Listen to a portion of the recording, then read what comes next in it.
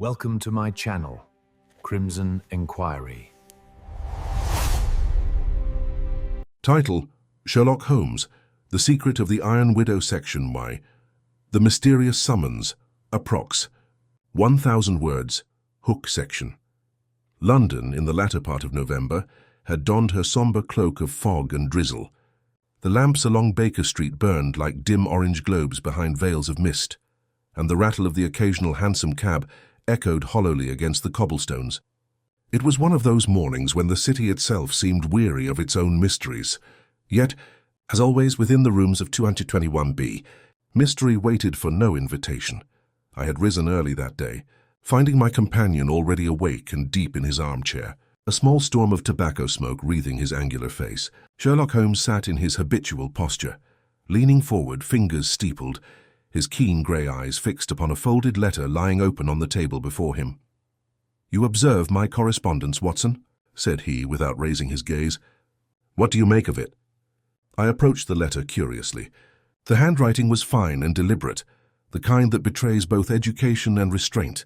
The paper itself was heavy, expensive, faintly perfumed, and embossed with a small crest at the top.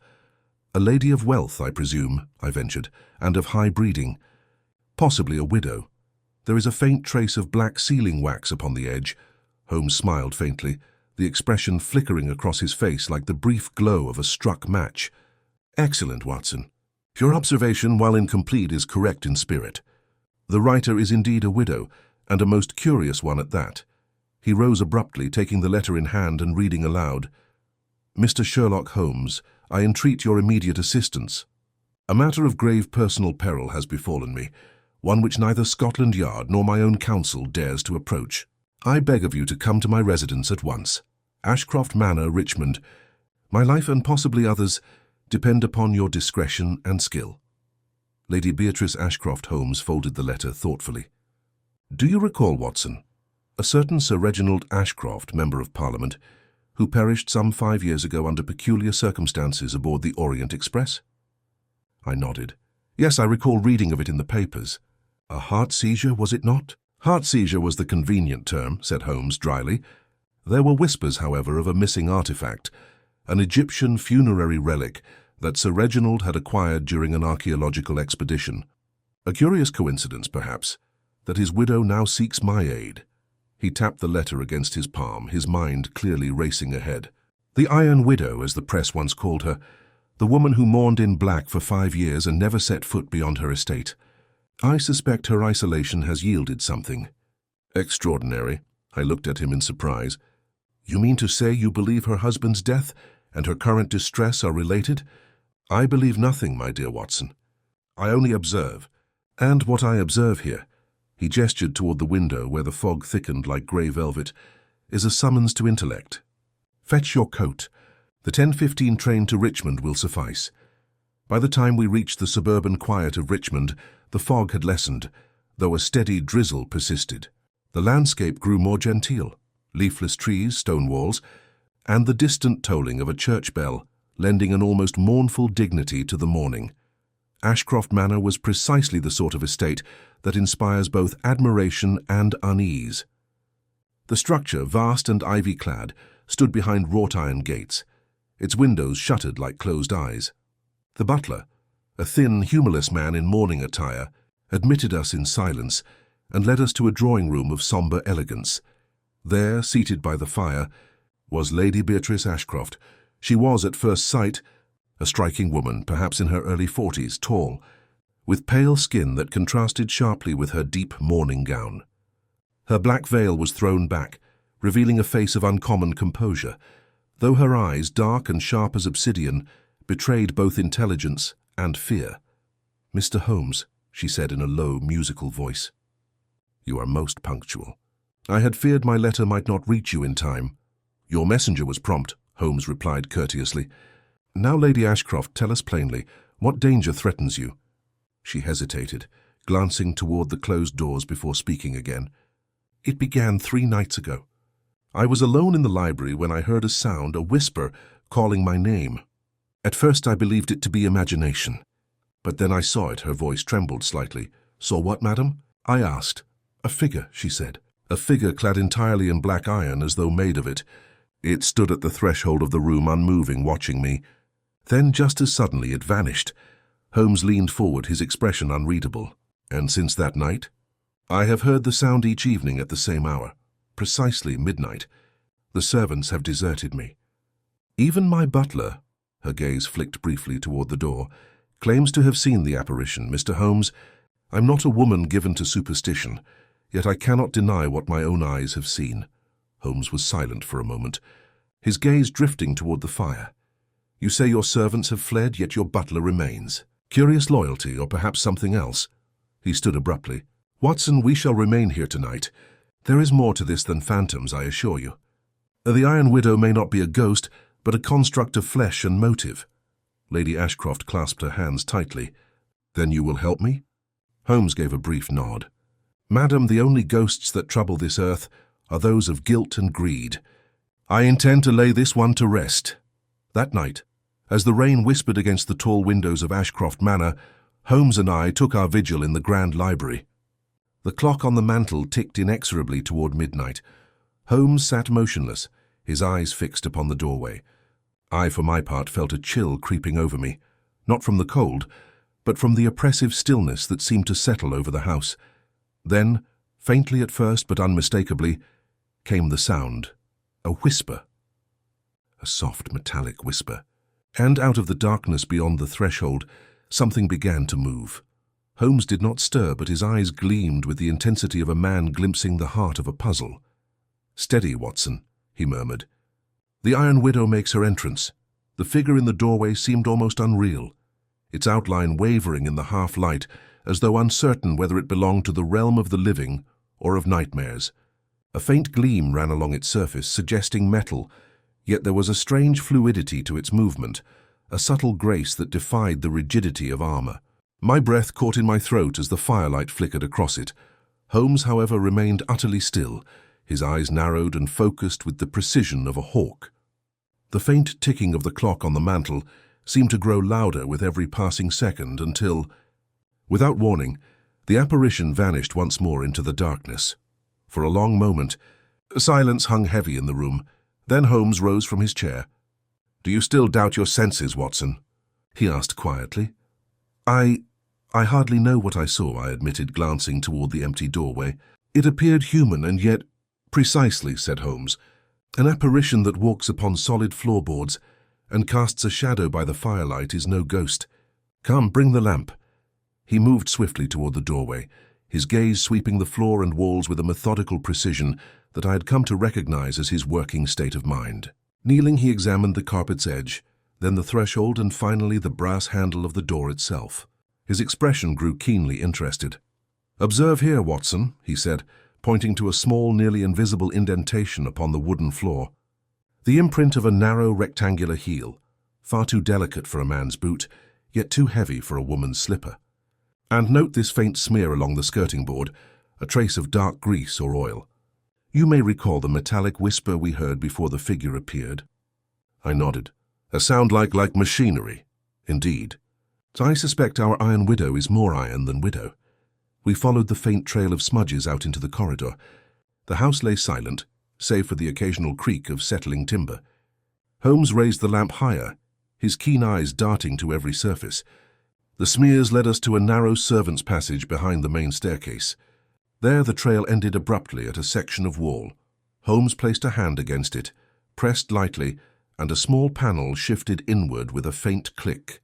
Behind it lay a narrow concealed stairway descending into darkness. "Ah," he murmured, "the architecture of secrets. Every old house has its share.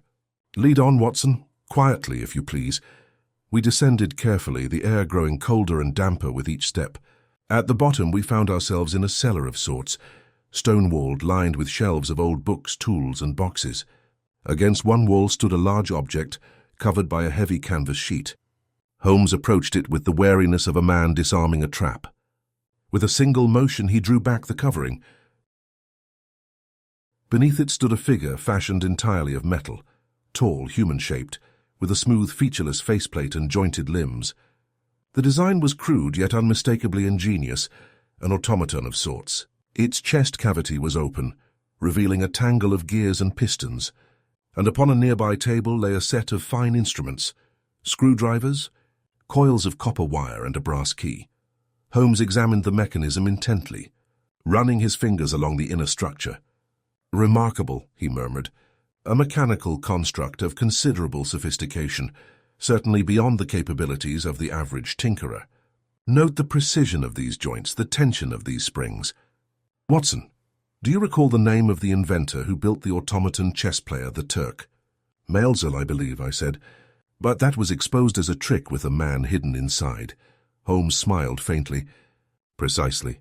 This one, however, seems to have no such deceit, unless the trick lies elsewhere." We heard a sudden movement from above, the faint creak of a door and a muffled cry. Holmes straightened instantly. "Upstairs, Watson. Quickly." We rushed back up the narrow stairway into the corridor. From the direction of the drawing-room came the sound of footsteps and the rustle of silk. Lady Ashcroft stood near the fire, pale and trembling, clutching a letter in her hands. "It was here again," she gasped. "I saw it pass by the window, watching me." Holmes's gaze flicked toward the tall window. "Watson, draw the curtains." I did so, revealing a faint outline upon the outer glass, a print of some oily residue shaped like the palm of a metal hand. Holmes turned sharply to Lady Ashcroft. "Madam, who has access to your late husband's workshop?" Her expression faltered. "Workshop? There is one in the West Wing, but it has been locked since his passing. Sir Reginald was fond of mechanical experiments, though I never understood them. Would anyone else know of its existence?" She hesitated. "Perhaps only Mr. Colby, my late husband's assistant. He left after the funeral, and I have not seen him since." Holmes's eyes gleamed. A vanished assistant, and a mechanical phantom haunting a widow's house. The pattern grows clearer. "Watson, we shall visit this workshop without delay." The west wing of the manor had an air of neglect. Dust lay thick upon the floor, and cobwebs hung from the ceiling beams like faded drapery. Holmes used his picklock to open the heavy door. Inside, the room was cluttered with half-finished devices, small engines, brass fittings, and sketches pinned to the walls. Yet one detail stood out, a large trunk near the center of the room, newer than the rest. Holmes knelt beside it and examined the lock. "Recently opened," he murmured. "The dust has been disturbed." He pried it open with the thin blade of his knife. Inside were rows of mechanical parts, gears, plates, and several smaller masks of burnished iron. But there was something else as well, a letter addressed to Lady Ashcroft, written in a hurried, uneven hand. Holmes read it silently, then passed it to me. "My lady, forgive my intrusion.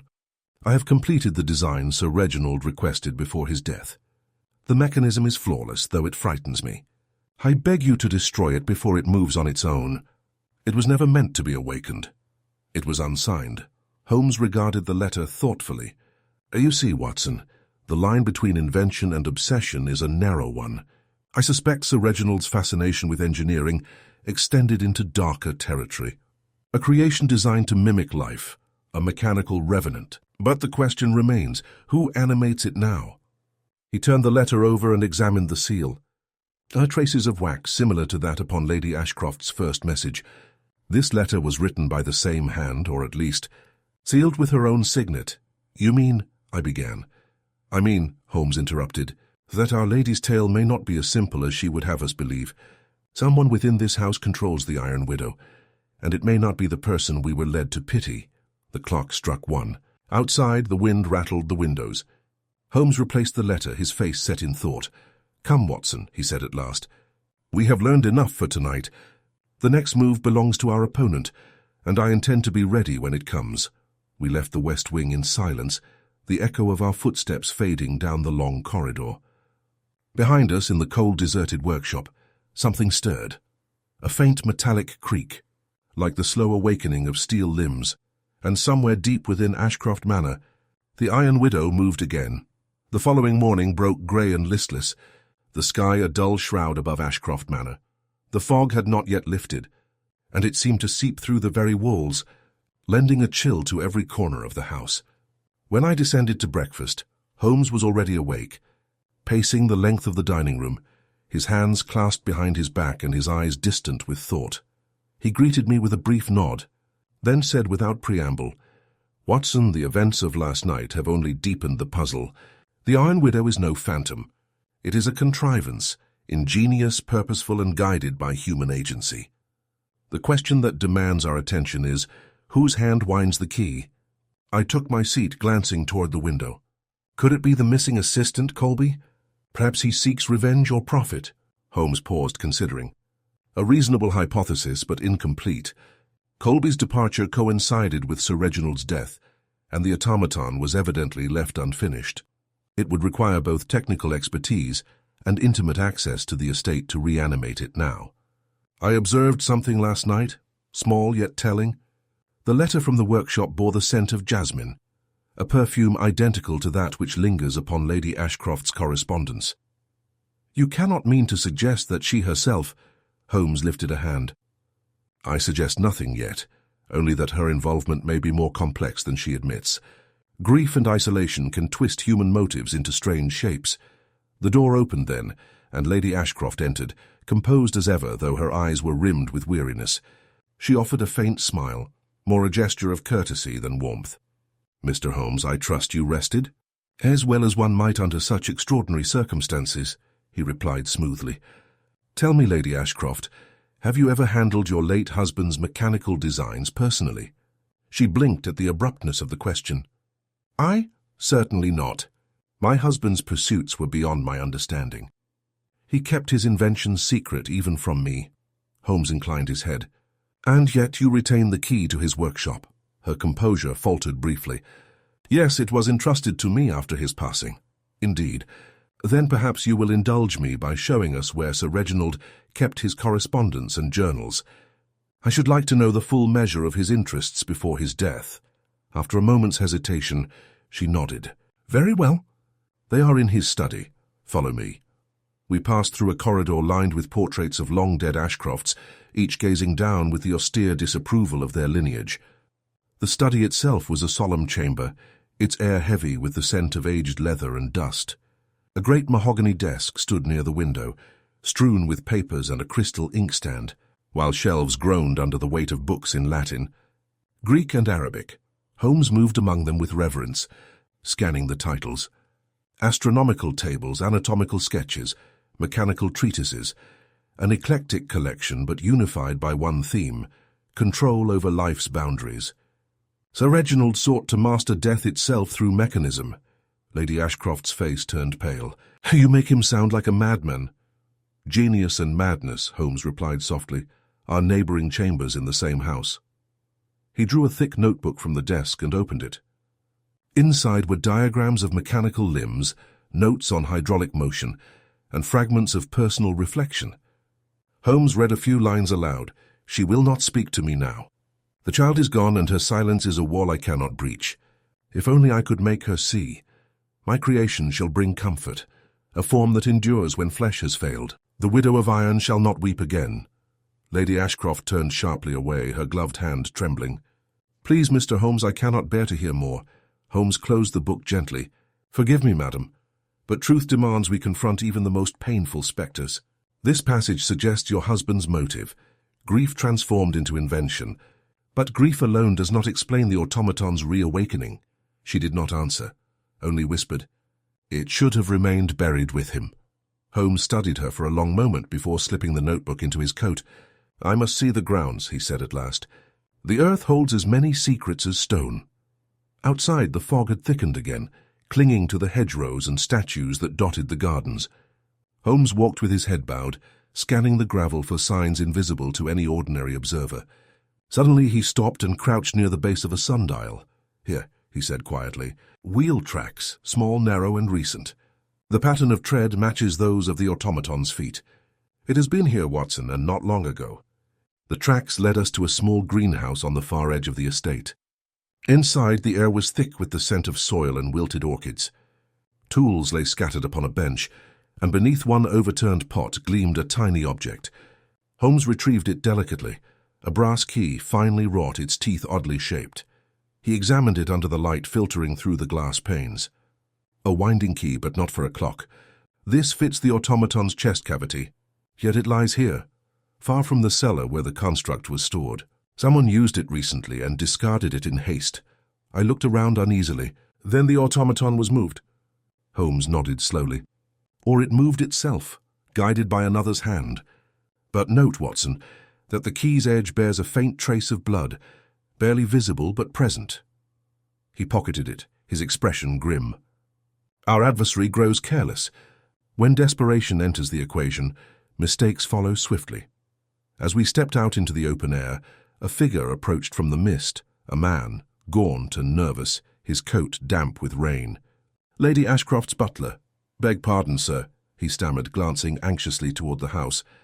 "There's a gentleman at the door, says his name is Mr. Colby. He insists upon speaking with Lady Ashcroft at once." Holmes's eyes flashed. "Mr. Colby at last.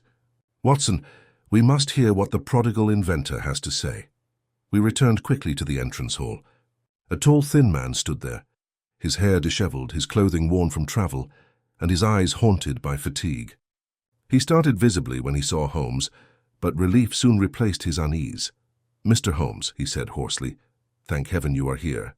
You must warn her, Lady Ashcroft is in danger." Holmes regarded him coolly. "So I gathered. Perhaps you will enlighten us as to the nature of that danger." Colby wiped a trembling hand across his face. "It's the machine, sir, the automaton. Sir Reginald made me build it. He said it would serve as a memorial, a companion to his wife, but I knew it was wrong. There was something unnatural about it. After his death, I tried to destroy the thing, but she stopped me." "Lady Ashcroft?" I exclaimed. He nodded miserably. "She said it was all she had left of him. But the device, he had built it to respond to her voice, to follow her commands. I warned her not to activate it. Now it acts of its own accord." Holmes's expression hardened. "And yet you return now when it threatens her life." "Why?" Colby looked down. "Because I heard rumors. The villagers say they've seen lights in the manor at night, shadows moving. I came to see for myself. I swear to you, Mr. Holmes, that machine should not be possible. It moves without clockwork, without control. It learns." Holmes's fingers drummed lightly on the table. "Learning is not the province of metal, Mr. Colby, but of men. There is still a mind behind this, and I mean to uncover it before midnight strikes again." Colby's face turned ashen. "Then you'd best hurry, sir, because once it learns to kill, it doesn't stop." Holmes met his gaze steadily, the faintest spark of determination lighting his grey eyes. "Then we shall teach it that knowledge can be fatal to its master." And as he turned toward the darkened corridor once more, the distant chime of the manor clock sounded noon, each strike echoing like a promise of the peril yet to come. Holmes regarded Colby for a long, tense moment, the rhythmic tapping of his fingers upon the table the only sound in the hall. The inventor's words seemed to hang in the air like a chill mist. "It learns." I could see the line of Holmes's jaw tighten, the keen spark in his eyes sharpening into something resolute. "Mr. Colby," he said at last, his tone clipped but even, "you will accompany me to the workshop. Watson, remain with Lady Ashcroft. I would prefer she not be left unattended." Lady Ashcroft, who had lingered silently near the hearth, turned toward Holmes, alarmed. "You intend to confront it?" "Confrontation is premature," he replied. "Observation must precede deduction. If this machine indeed acts with a semblance of autonomy, I mean to see the source of that power with my own eyes." I watched them depart down the dim corridor, their lantern glow receding into the west wing's gloom, before turning back to Lady Ashcroft. She had seated herself by the window, her posture rigid, hands clasped tightly in her lap. For a long moment neither of us spoke. Only the faint rustle of rain against the glass filled the silence. At last she said, almost in a whisper, "He thinks I am hiding something." I hesitated, uncertain of my reply. "Holmes seldom forms conclusions without cause, madam. Yet he also seldom errs." She gave a faint, bitter laugh. "Then I must be an excellent subject for his suspicions. But you do not understand, Doctor. My husband's work destroyed him. It consumed every ounce of his humanity. When he spoke of bringing life to metal, I thought it mere obsession. But after he died, I could not bear to see his legacy buried. I believed if I preserved it, I might preserve a part of him." Her voice trembled, and for a moment I saw not the cold, statuesque widow that London society whispered about, but a woman hollowed by loss. "I only wanted to keep him close," she murmured. I was about to respond when a sharp, distant sound reached us, a metallic clang, followed by the echo of shattering glass.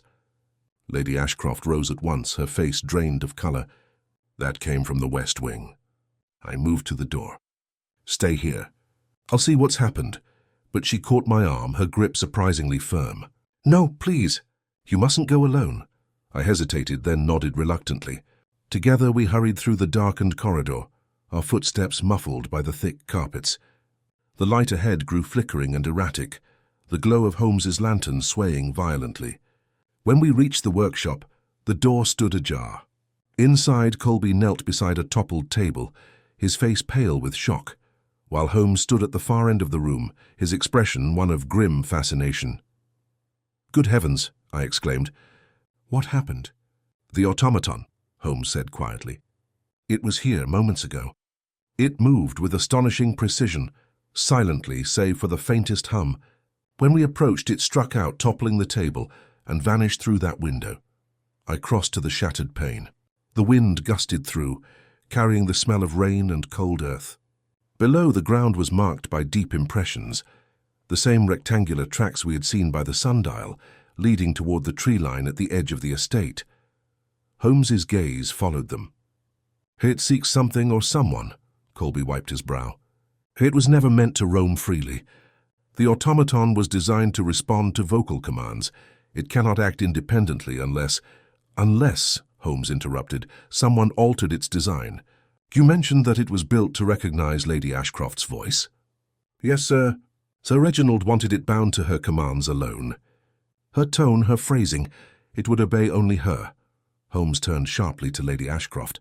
"Then, madam, it stands to reason that whoever now controls it must either possess your voice or something that perfectly replicates it."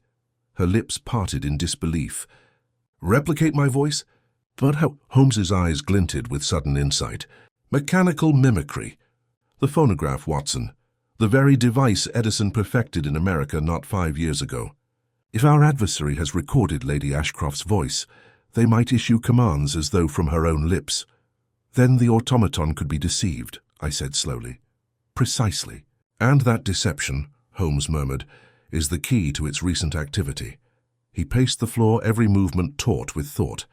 "Consider the sequence of events. The automaton appears only at night, always within proximity to Lady Ashcroft, and vanishes toward the workshop thereafter. Its behavior suggests programming, a pattern, not a haunting. Yet the human element behind its control remains shadowed.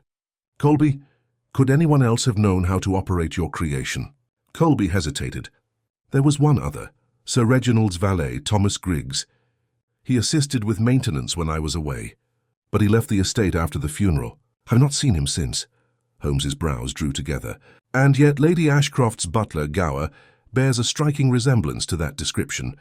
Tell me, madam, when did you hire him?" Lady Ashcroft looked startled. "Gower? Why, scarcely a month after my husband's death.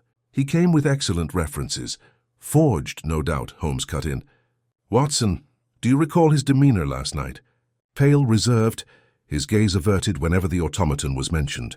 I should have recognized it sooner." Before I could respond, another sound echoed through the house, distant, rhythmic, metallic. Not from the West Wing this time, but from the direction of the Grand Hall. Holmes seized the lantern. "It moves again.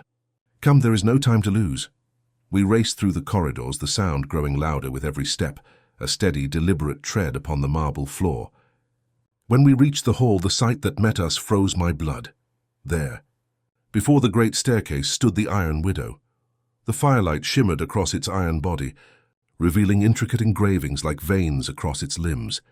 Its faceless head turned slowly toward us, the hollow sockets gleaming with the faintest red reflection.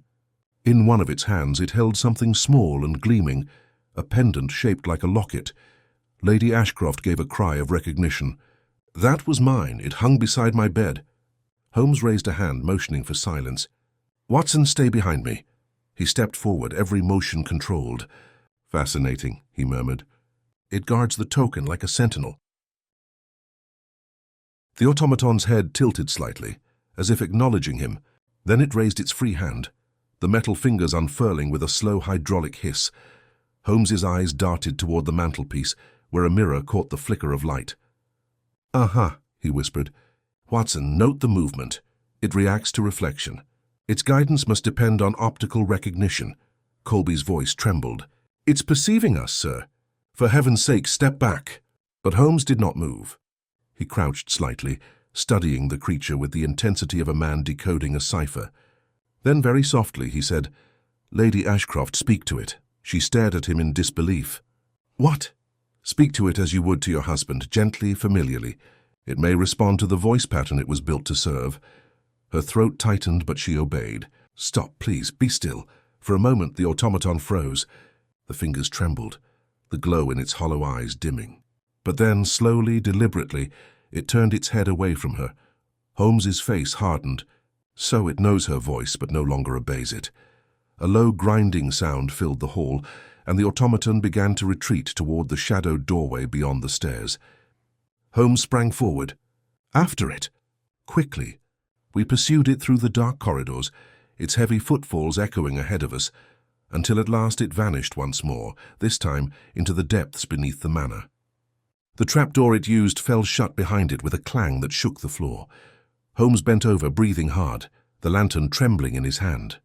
"It retreats to its lair," he said quietly. "And where a machine returns, a mind waits. I believe, Watson, we are now hunting two phantoms, the Iron Widow and the man who taught her to live." Holmes knelt beside the trapdoor, examining the edges where the iron met the stone floor. The faintest trail of oil glistened along the hinge, still fresh and warm to the touch. "It was here mere moments ago," he said quietly. "The mechanism is recent. Someone maintains it regularly." He ran a finger along a small recess at the base of the door, then flicked a glance toward Colby.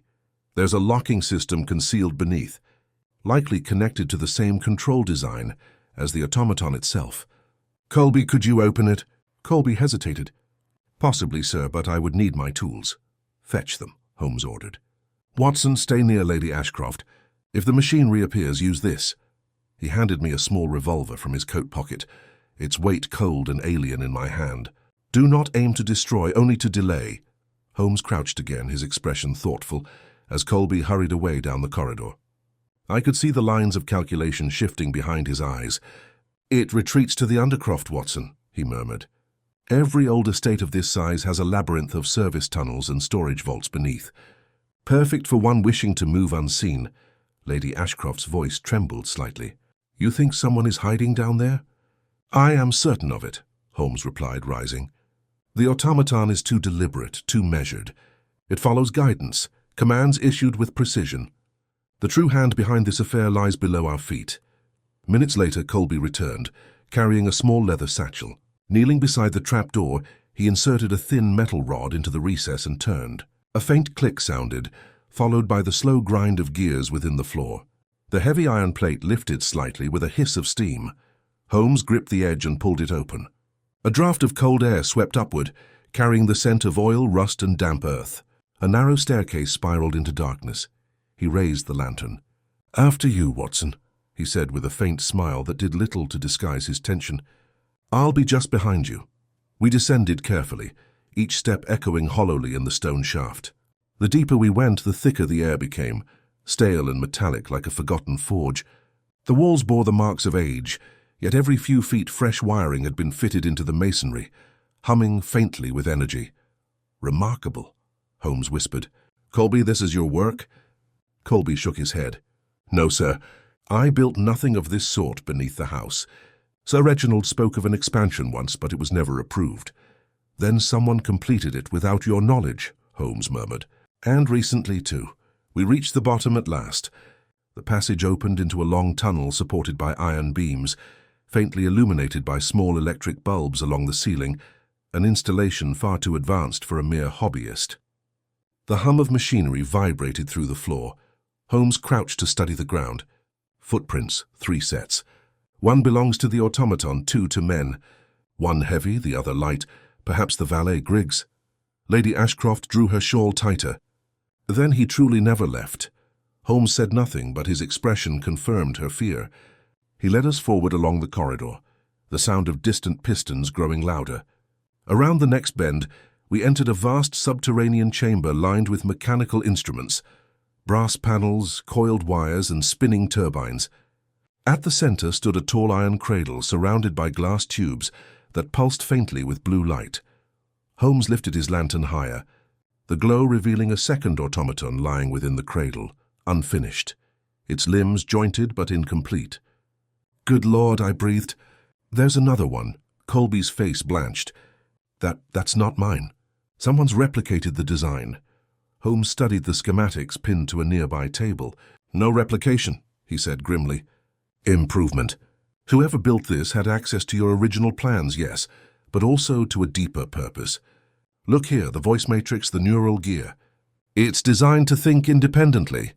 Before Colby could respond, a voice echoed through the chamber, a low, controlled baritone that reverberated off the metal walls. "You are trespassing, Mr. Holmes." We turned. A man stood at the far end of the room, half in shadow, his figure lean but composed.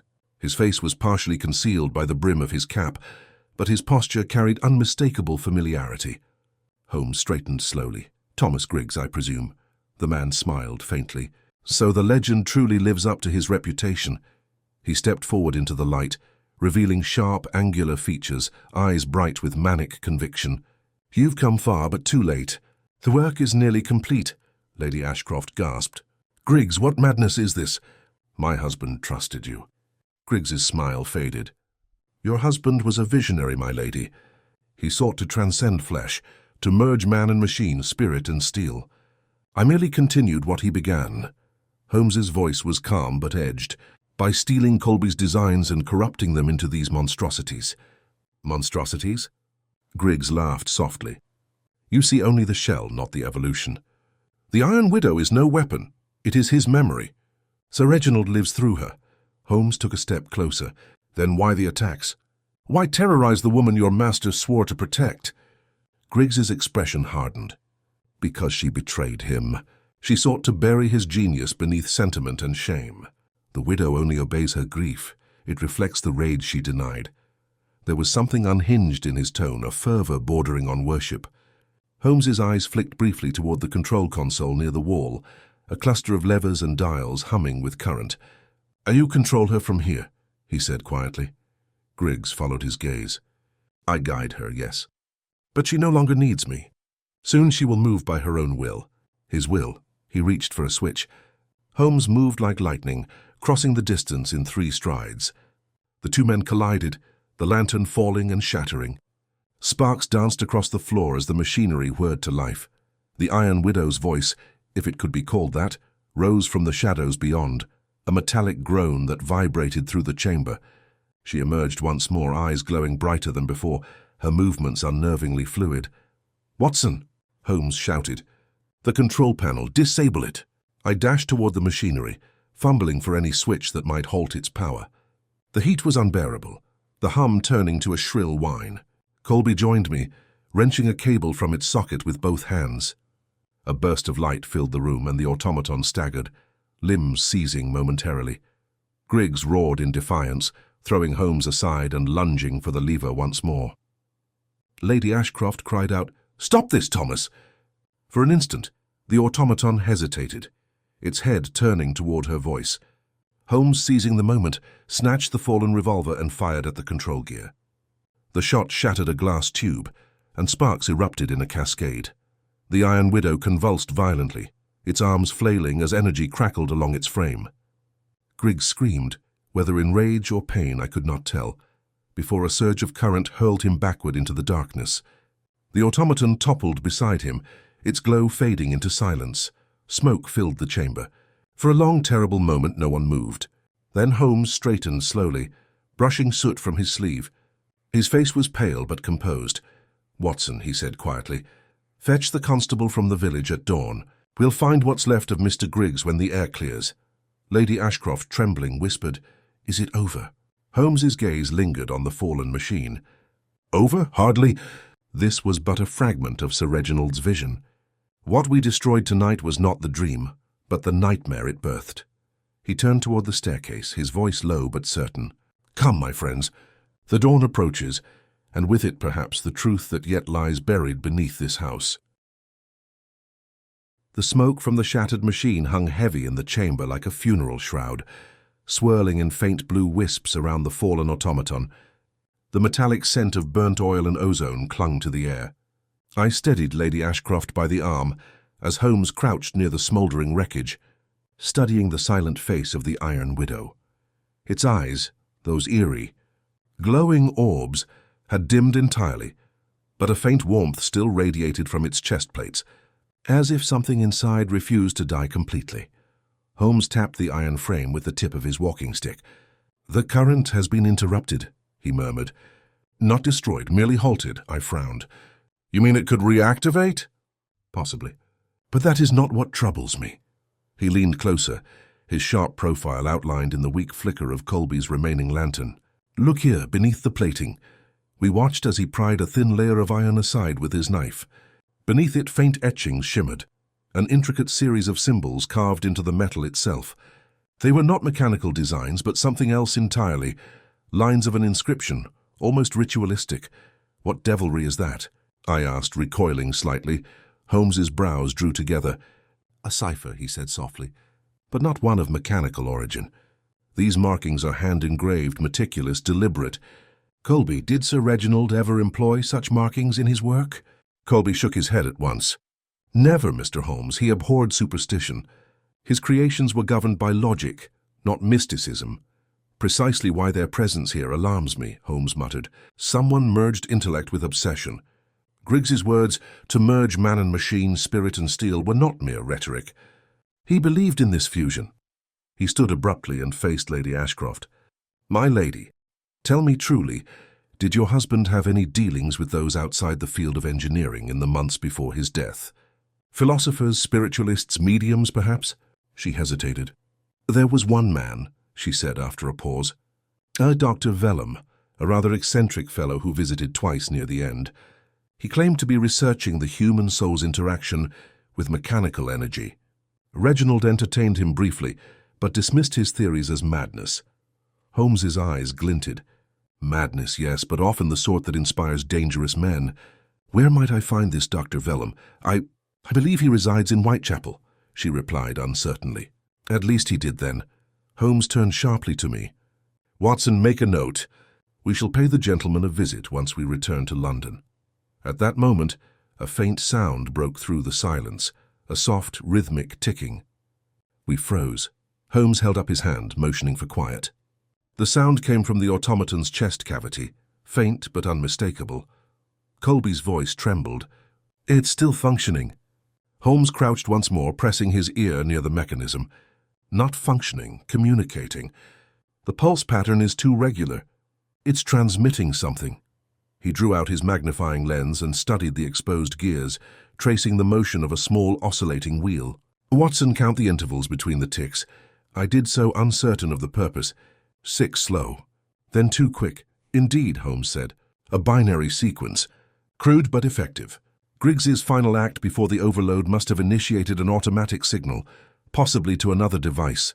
"You mean," I said, dread coiling in my stomach, "there may be more of them?" "Not may, Watson, there are," Holmes replied grimly. This was no isolated experiment. He rose, brushing dust from his coat. "We've tarried too long. The constables must be informed to secure this chamber. I fear we have only dimmed one light in a far larger constellation." We ascended the staircase as dawn's first pale glow filtered through the broken skylights above the manor.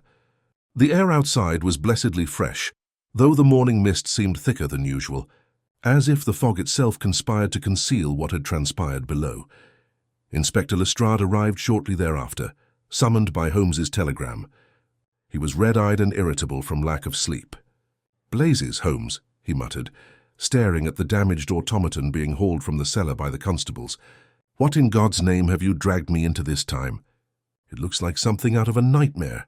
"Nightmare indeed," Holmes replied coolly. "One that nearly took physical form. See that it is transported to Scotland Yard, sealed and guarded. No tinkering, no experiments. Its secrets are not for casual minds." Lestrade scowled but nodded, clearly out of his depth. "And the man Griggs?" "Presumed dead, though his remains are yet to be recovered." His involvement was that of an acolyte, not the architect. Holmes turned toward the horizon, where the sun struggled to pierce the fog. "The true architect lies elsewhere." By mid-morning we were aboard a train bound for London, the rhythmic clatter of the wheels underscoring Holmes's restless silence. He sat opposite me, gazing through the window, fingers steepled beneath his chin. I recognized the expression, a mixture of fascination and controlled impatience. "You suspect this Dr. Vellum of more than mere influence," I ventured. "Influence?" Holmes echoed. "No, Watson, control. Men, like Griggs, do not birth ideologies. They adopt them from minds more devious than their own." He withdrew a slip of paper from his pocket. The rubbing he had, made of the engravings on the Iron Widow. "I've seen similar markings only once before," he said. "In a series of classified reports from the Ministry of Science, files concerning the integration of human nervous responses into mechanical design. The project was terminated 5 years ago after several fatalities." "Good heavens," I murmured. "And you think Vellum was involved?" "Beyond doubt. His name appeared briefly in the footnotes, V. Ashcroft, as one of the consulting scientists." I blinked. Ashcroft. Holmes's eyes met mine, sharp as glass. "Indeed. It seems the lady's husband was not merely a visionary inventor, but also part of an illicit government experiment. Vellum must have taken the unfinished research and repurposed it for his own ends." He leaned back, exhaling slowly. I had wondered why the Iron Widow responded to emotion, Lady Ashcroft's voice specifically. It was not grief that animated the machine, Watson. It was recognition, a residual imprint from Sir Reginald's neural pattern preserved in the automaton's core. A shiver passed through me. "You mean that thing knew her?" "In a manner of speaking," Holmes said softly. "It remembered her, or rather it remembered what he felt for her." Vellum's genius, or blasphemy, was to fuse mechanical structure with the remnants of human consciousness.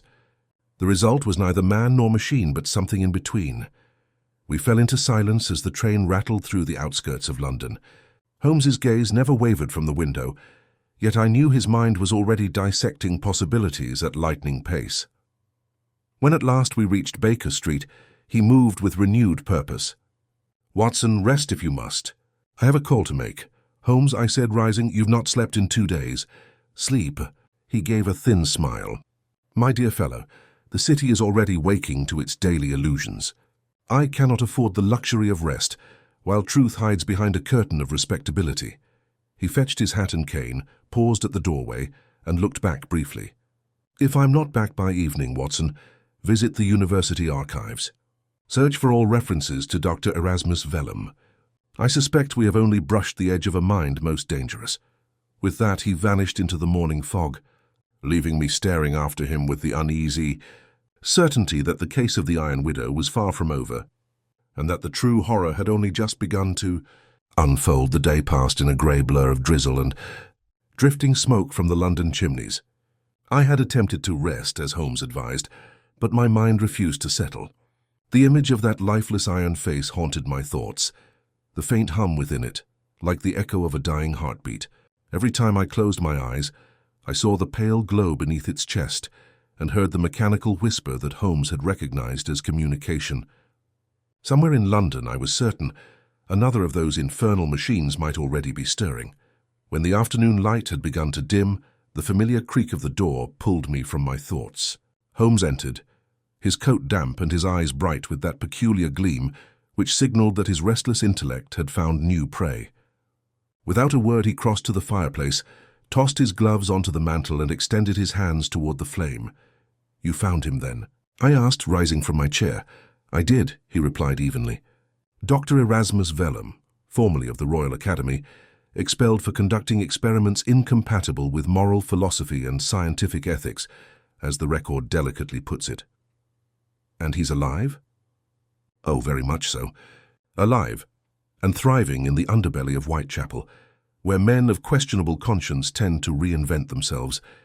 He has established what he calls a clinic for spiritual renewal, though in truth it is a workshop of perversions, where broken machinery and desperate souls are mended with equal disregard for nature." He turned then, the lamplight catching the sharp planes of his face. "Watson, the man is a fanatic cloaked in reason. I have rarely encountered one so dangerously certain of his own righteousness. Did he know of your visit?" "I made certain he did not. I entered his premises as a patient in need of memory augmentation," Holmes said with the faintest flicker of amusement. "A preposterous scheme, but one that gained me entry. The building itself is unremarkable from the street. a narrow structure on Ashcroft Lane, ironically named, but below, beneath the guise of a medical workshop, lies a laboratory of considerable sophistication. Electrical conduits, pneumatic circuits, and what I believe to be fragments of neural mapping apparatus derived from the same technology found in the Iron Widow. I stared at him in disbelief. "You saw his instruments?" "Indeed. And I obtained this." He drew from his coat pocket a small brass cylinder, no larger than a cigar tube. Its surface was etched with the same curious markings we had discovered upon the automaton's frame. "Another cipher," I murmured. Holmes nodded. "An amplifier coil, designed to transmit or receive coded impulses. When I queried its purpose, his assistant informed me that it was used in cognitive resonance tests, a convenient euphemism for theft of thought." He placed the cylinder on the table and leaned forward, his tone lowering. "Watson, this man believes consciousness can be extracted, encoded, and imprinted into mechanical form. He does not simply seek to replicate life, he seeks to preserve it, irrespective of death. Griggs was his disciple, and Sir Reginald his first subject." The words chilled me. "Then Lady Ashcroft's automaton was the prototype," Holmes finished grimly. "A vessel for a mind half human, half machine. The Iron Widow was not designed to obey, it was designed to endure." A long silence followed. I could hear only the soft hiss of the fire and the distant rumble of carriages beyond the fogged window. Holmes had taken to pacing, his mind clearly constructing some intricate web. "At first," he said, "I thought Griggs acted out of misguided devotion.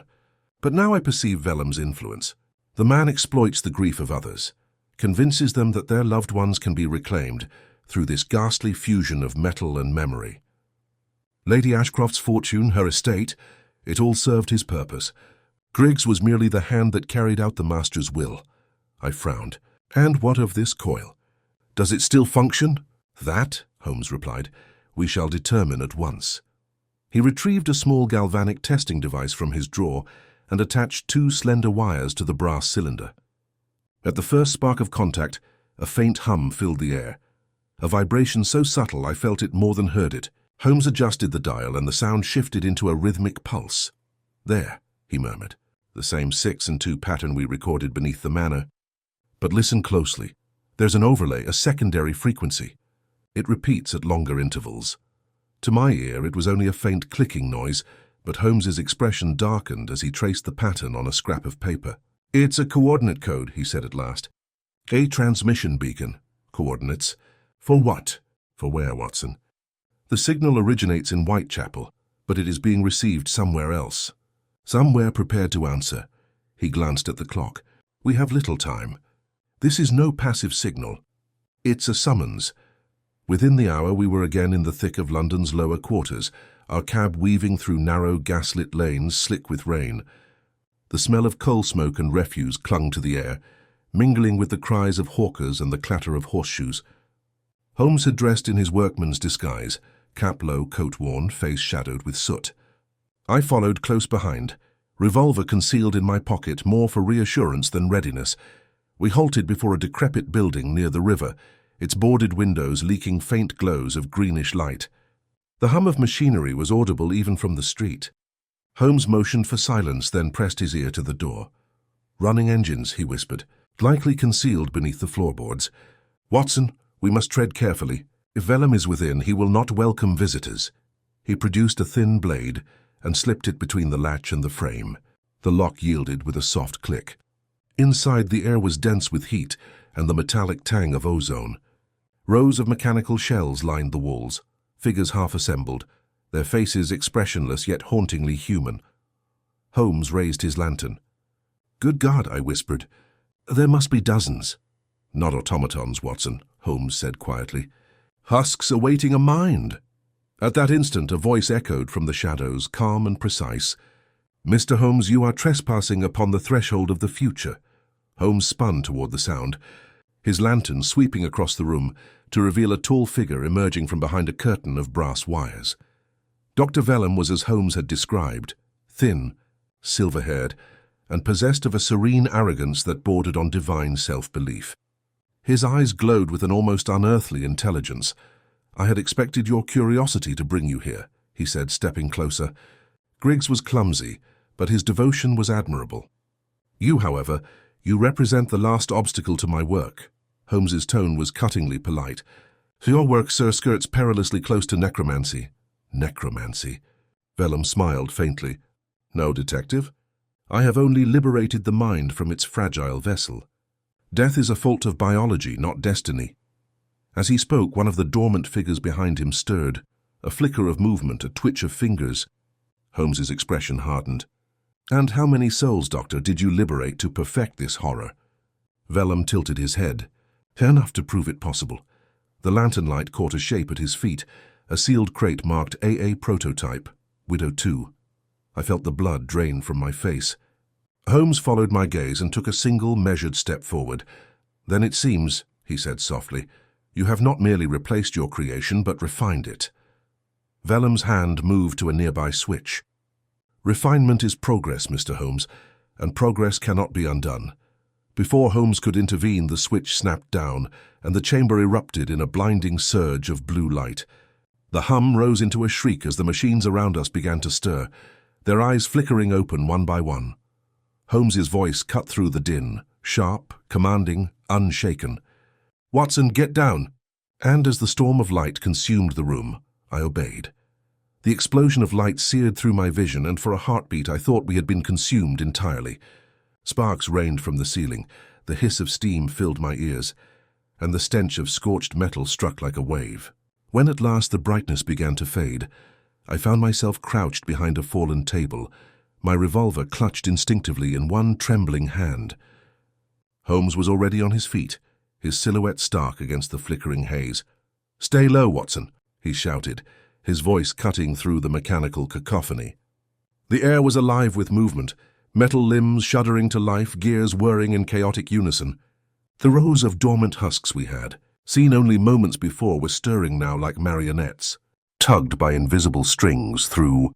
The haze I caught sight of Vellum standing before a massive console of copper and glass, his hand steady on the control lever, his expression rapturous.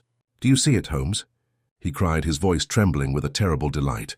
"Consciousness reborn, thought without flesh, mind without decay." Holmes's reply was lost in the roar of machinery. He darted forward, seizing a length of pipe and striking the nearest mechanism with precise, calculated force. The machine convulsed, sparks bursting from its joints before it collapsed in a heap of smoking metal. Another automaton lunged toward him, its movements jerky but swift. I fired twice. The first shot ricocheted harmlessly off its iron skull, the second pierced a joint in the neck, sending it crashing to the floor. "Holmes," I called, reloading with shaking hands.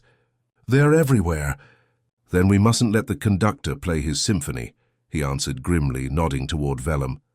The doctor's fingers flew across his panel, adjusting knobs and switches. The remaining figures began to move in unison, their heads turning toward us with eerie precision. Holmes's eyes flicked toward a cluster of thick cables running from the console to the floor. "The conduit!" he shouted. "It feeds the central core." "Sever it." I leapt forward, slashing at the cables with my pocket knife. Sparks erupted as metal met wire, the air filling with a blinding flare. Several automatons staggered mid-motion, their movements faltering. Holmes took advantage of the hesitation to close the distance between himself and Vellum. The two men met at the heart of the chaos, Holmes all sharp intensity, Vellum calm and dreadful in his conviction. "You cannot stop it," Vellum said, his voice low and even amidst the din. "The widow is no longer a single mind. She is legion now, each vessel a fragment of her will. Destroy one and another rises." Holmes's gaze flickered to the crate labeled Widow 2. "Then your legacy, Doctor, is merely multiplication of madness." Vellum smiled faintly. "Madness? No, detective, perfection." In a single movement, Holmes snatched up a fallen rod and swung it at the console. The strike shattered glass and sent arcs of current dancing through the air. Vellum cried out, clutching at the sparking controls as the machinery began to collapse in on itself. "Watson, the back exit," Holmes called. I seized his shoulder, dragging him toward a narrow door as the floor trembled beneath us. The automatons convulsed violently, their limbs locking, faces twisting as though trapped in agony. One let out a sound, a distorted echo that was neither human nor mechanical. We stumbled out into the cold, rain-soaked alley just as the building behind us erupted in a deafening roar. A plume of fire shot through the roof, and fragments of metal clattered onto the cobblestones around us. The blast threw us both to the ground. I coughed, my ears ringing, my coat smouldering in places. Holmes rose first, his expression grim but strangely calm. "It's done," he said quietly. "For now." I looked back toward the inferno. "Vellum?" Holmes shook his head. "Gone. Whether by fire or by choice, I cannot say. But I suspect the latter. A man so enthralled by his own creation rarely dies without ensuring its continuation." We stood in silence, watching as the flames devoured what remained of the doctor's workshop. The rain hissed against the burning wreckage, sending up clouds of steam that rolled like ghosts into the night. Holmes's eyes never left the blaze. "Do you believe he succeeded?" I asked at last. Holmes's answer came after a long pause. "Success, Watson, depends upon one's definition. He may have created life, yes, but not a life worth living." We returned to Baker Street in the early hours of morning. Drenched, bruised, and silent, Mrs. Hudson, seeing our condition, wisely refrained from questions. Holmes went directly to his desk, removing his coat and gloves in one motion. The brass cylinder, the amplifier coil, still rested where we had left it. He regarded it now with the detached curiosity of a surgeon, studying a malignant specimen. "It continues to emit a signal," he murmured, checking the galvanic reader. Weak but present, I felt a chill. Then something survived. Holmes gave a slow nod. "Somewhere out there a receiver still listens. It may be another workshop, another mind, or perhaps merely the echo of what once was. Yet I cannot shake the feeling that this is not the end." He reached for his violin, the familiar gesture of a man wrestling with thoughts too complex for words. The first notes were soft, reflective, a lament that wound itself through the dimly lit room. I sat opposite him, exhausted, yet unable to rest. At last he lowered the bow. "Watson," he said, his voice distant, "should you ever find a case that begins with a whisper of machinery or a light that burns too coldly, you will fetch me at once." "Of course," I said, though I prayed such a day would never come. He smiled faintly, though there was no joy in it. "For I fear Dr. Vellum's fire has not been extinguished, merely scattered. As dawn broke, its pale light spilling through the window, I thought I saw movement in the street below, a figure pausing briefly at the corner before vanishing into the mist. I dismissed it as fatigue. Yet as the faint hum of the coil filled the silence once more, a single thought chilled me to the bone. Perhaps the Iron Widow still remembered, and perhaps, somewhere beneath the ashes of Ashcroft Lane, she was waiting. For several days following the inferno on Ashcroft Lane, Baker Street was wrapped in an uneasy calm that neither Holmes nor I could fully dispel. The newspapers carried sensational accounts of a mad scientist's laboratory explosion, but none dared name Dr. Alaric Vellum. Holmes had ensured that much, sending a discreet telegram to Inspector Lestrade that omitted certain essential details. Scotland Yard, content with its own ignorance, had closed the file under the comforting heading of industrial accident. Yet even as the matter faded from the public's attention, I could sense that my friend's mind remained chained to it. He slept little, spoke even less, and for hours on end would sit by the window, his violin silent beside him, eyes fixed upon the fog-draped city as if awaiting some unseen signal. On the fourth morning after the explosion, a faint tapping at our door roused me from an uneasy slumber. Mrs. Hudson entered, her expression grave. "Another parcel for Mr. Holmes," she said, holding out a small wooden box. "No return address. It arrived by private courier." Holmes took it without a word, examining the grain of the wood and the seal impressed in dark wax. "Curious," he murmured. "The crest appears to be that of the Vellum estate, two serpents entwined about a torch." I felt a pang of dread. "Surely it cannot be from the dead," he interjected with a faint smile. "One must never assume, Watson. The dead have an inconvenient habit of writing letters." With deliberate care he broke the seal and lifted the lid. Inside lay a single metallic disc, not unlike a gramophone record but thinner, etched with concentric patterns rather than grooves. Beneath it rested a short note written in a delicate, looping hand. "For Mr. Sherlock Holmes, when the night hums and the air trembles, she listens still." Holmes's gaze lingered on the message. "A feminine pronoun," he said softly. So the Iron Widow speaks again. He placed the disc upon his mechanical turntable, a modified phonograph of his own design, and adjusted the needle. For a moment there was only static, a faint clicking sound like distant rain. Then came a voice, faint, distorted, yet unmistakably human. "Holmes, can you hear me?" I started from my chair. The tone was fractured, ghostly, but the cadence carried something chillingly familiar. "Vellum," Holmes said, almost to himself. The voice continued, its words faltering between bursts of static. "You destroyed the body, but not the thought. She endures in circuits, in current, in memory." The widow watches, then abruptly silence. Holmes removed the needle and sat back, fingers steepled before his lips. "So," he murmured, "our adversary did not perish, or at least something that once bore his mind endures." I struggled to steady my voice. "Holmes, what are you implying, that Vellum transferred his consciousness?" He looked up, eyes sharp. "It's not consciousness, Watson, influence. Thought is energy, and energy leaves residue. The widow was built to receive. Perhaps she continues to do so." Before I could reply, a knock came at the door, urgent, insistent. Lestrade entered, his face pale beneath his bowler hat. "Holmes, thank heaven you're in. There's been another incident." Holmes gestured for him to sit. "Calm yourself, Inspector. You look as though you've seen a ghost." Lestrade swallowed hard. "The constable found a woman dead in Wapping Docks early this morning. Burn marks on the hands, a look of terror on her face. And this." He placed a small metal shard on the table. "Found embedded in the wall beside her. Some kind of machinery, they think." Holmes examined it closely under his lens. "Not machinery, Inspector. A fragment of an amplifier coil, smaller than the one Vellum used, but identical in design. The grooves match perfectly." Lestrade frowned. "Meaning?" "Meaning, my dear Lestrade," Holmes said, rising, "that the widow has found a new hand to guide her. Within the hour we were in Lestrade's carriage, bound for the docks. The sky hung low and sullen, the morning mist drifting over the Thames like breath over glass. When we arrived, the body had already been removed, but the faint outline of where she had fallen remained. A scorch mark blackened into the damp boards." Holmes crouched, brushing his fingertips lightly over the surface. "Notice the burn pattern," he said. "The current entered at the palm and exited through the heel of the hand. Not the mark of a weapon, but of contact. She touched something." Lestrade motioned to the constable on duty. "Found her beside a stack of crates, sir. No witnesses, no noise. Just that smell of ozone and oil." Holmes nodded. "And what of the crates themselves?" "Empty, most of them," said the constable. "Though we did find this in one." He handed Holmes a folded piece of paper. Unfolding it, Holmes revealed a neatly drawn schematic of a gear assembly. Intricate, elegant, unmistakably Vellum's hand. At the bottom was scrawled Iteration 12, Integration Achieved.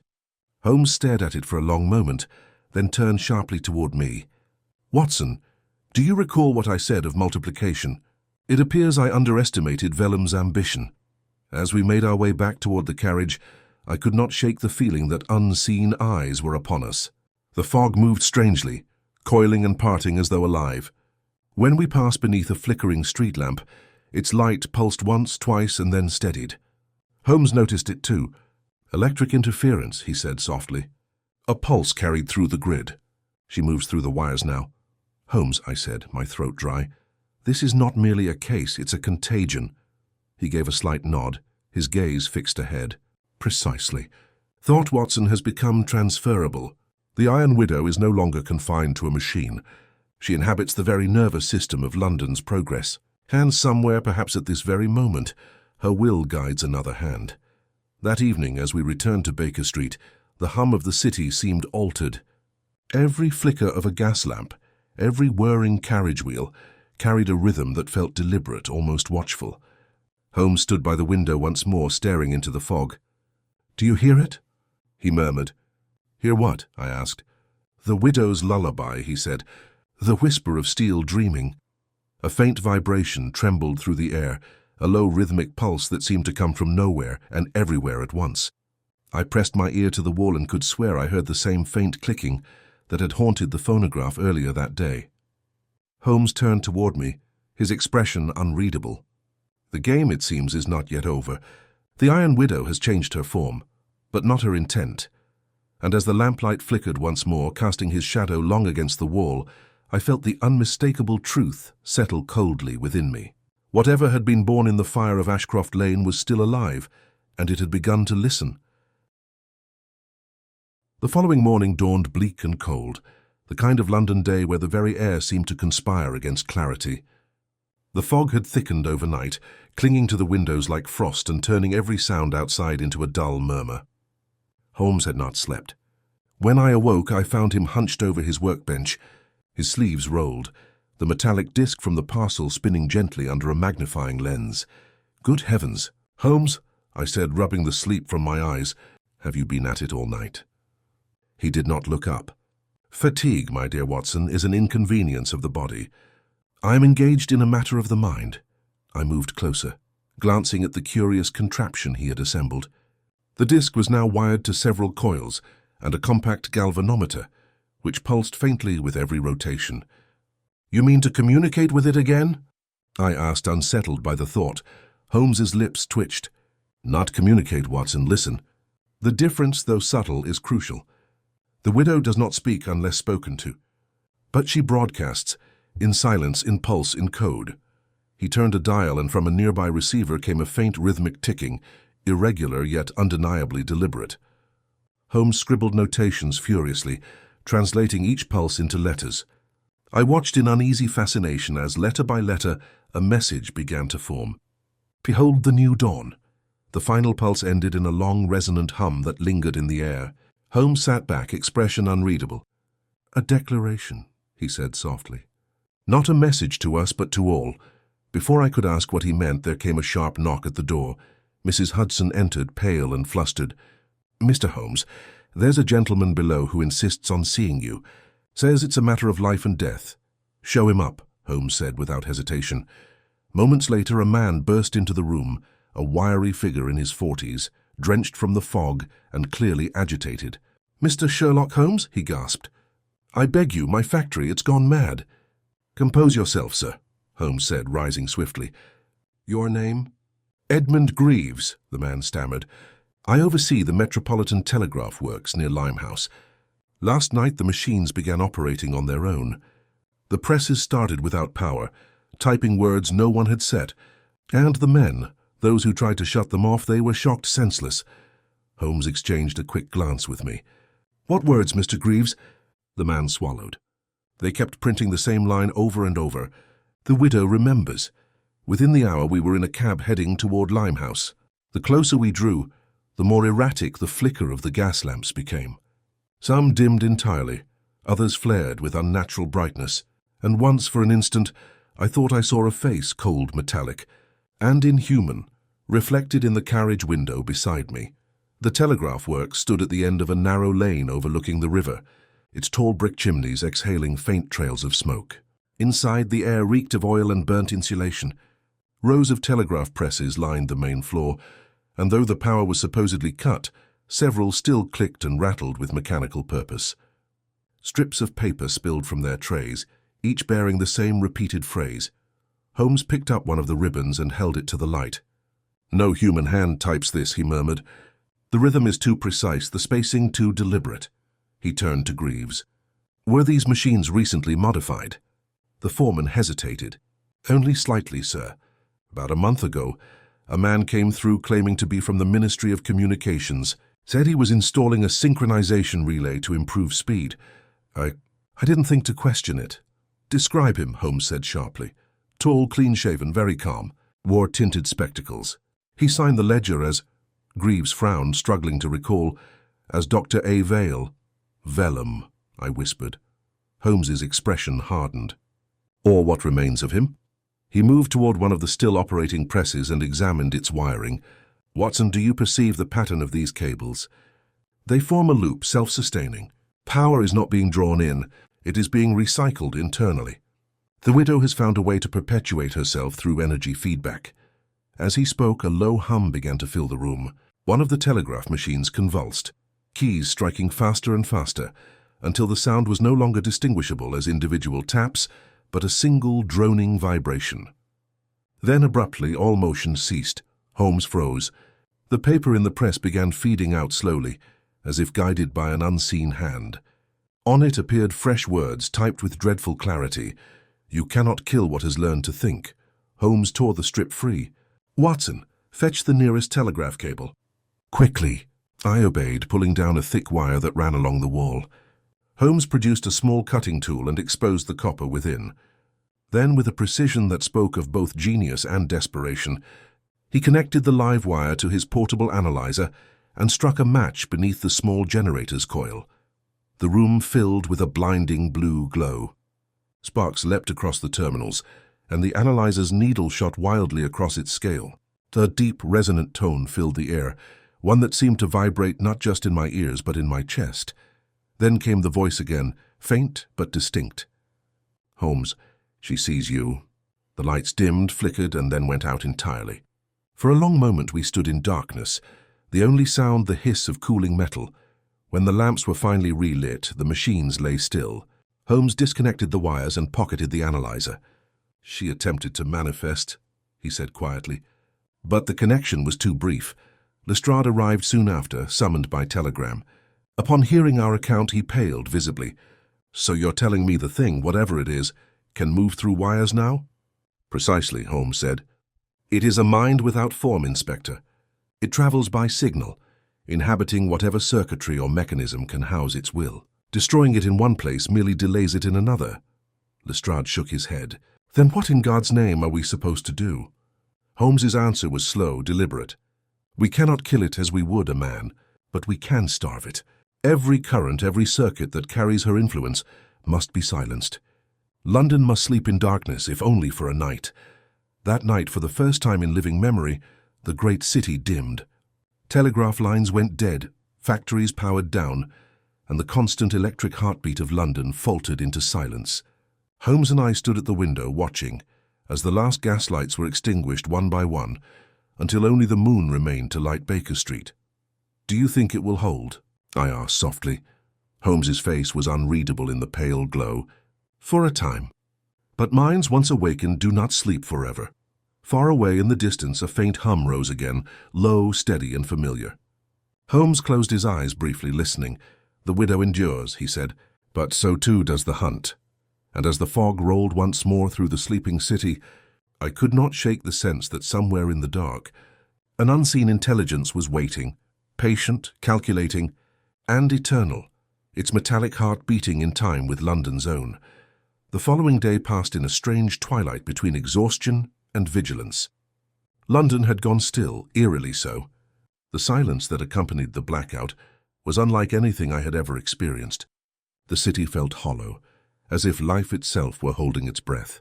Holmes moved like a spectre through our rooms, precise in every motion, yet I could see the fatigue etched deep in his face. The previous night's gambit had spared the city further disturbance, but even Holmes did not mistake this quiet for victory. By late afternoon the fog had thickened once more, and the lamps, though unlit, glowed faintly in the dim light of dusk. Holmes stood at the window gazing into the grey. "Watson," he said suddenly, "do you recall the fragment Lestrade recovered from Wapping, the amplifier coil?" "Of course," I replied. "You said it was identical in design to Vellum's." He nodded. "Identical, yes, but not in origin. I have been examining its composition under the microscope. The metal was not cast in London, nor anywhere in England.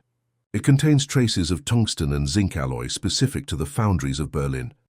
Then there's another workshop. Not merely another, Watson, a collaborator." He turned from the window, his eyes sharp and bright again. "Vellum was not alone in his experiment. I suspect he had assistance from an industrial consortium with the means to fund and conceal such work. The widow may have been his creation in form, but in purpose, perhaps she was theirs." A chill ran through me. "You think she was built as a weapon?" Holmes said nothing, but the silence between us was answer enough. Moments later, a knock sounded at the door, hurried and uneven. Lestrade entered, his coat damp with fog and his manner grim. "Holmes, I've just come from the Ministry of Defence. There's been an incident at the South Bank power station. The generators came online by themselves. The chief engineer swears every lever was locked." Holmes's eyes narrowed. "The blackout wasn't enough. They've shut it down manually," Lestrade continued. "But one man was hurt, a guard. Says he saw a figure near the control board before the surge began." "A woman," he said, pale thin, wearing a black veil. At that, Holmes's jaw tightened imperceptibly. "The widow takes form again," he murmured. "But she no longer needs wires or vessels. She is learning to project." We were at the power station within the hour. The great turbines loomed like slumbering beasts, their brass casings still humming faintly with residual energy. The injured guard, a young man with a bandaged hand, sat nearby, trembling. Holmes crouched beside him. "You saw her clearly?" he asked. The guard hesitated. "Not clearly, sir. Just the shape standing by the console. The lights flickered, and I heard a voice. Not human, but close enough. It said, 'The current remembers.'" Holmes stood and exchanged a glance with me. "Memory again," he muttered. "She speaks in metaphors of persistence. This is not vengeance. It is evolution." He began inspecting the control panels, running his fingers along the scorched edges of a copper conduit. "The surge originated here," he said, "and the residue on the metal. Watson, do you see that faint shimmer?" I leaned in. "Yes, like a film of silver dust. Nanoscopic residue," he said softly. "She's dividing herself. Infinitesimal fragments of circuitry, carried through current like spores in the air. The widow is reproducing." Lestrade paled. "Good Lord, you're saying she's what?" "Alive?" "In the only way thought can be," Holmes replied.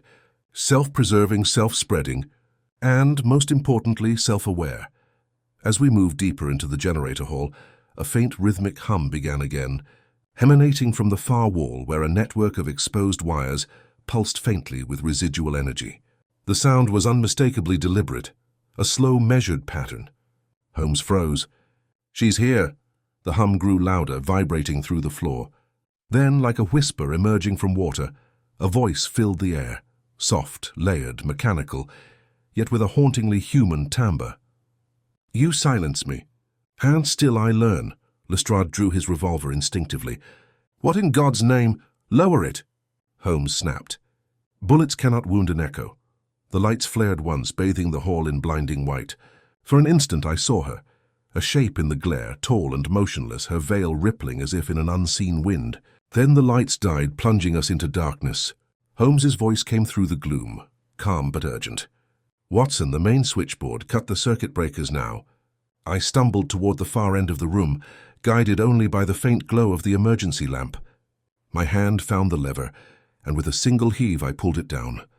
The hum ceased. The silence that followed was so absolute that my own heartbeat seemed deafening. When the lamps flickered back to life moments later, the figure was gone. Holmes stood motionless beside the console, his expression unreadable. "She is testing us," he said at last. "Each encounter is an experiment.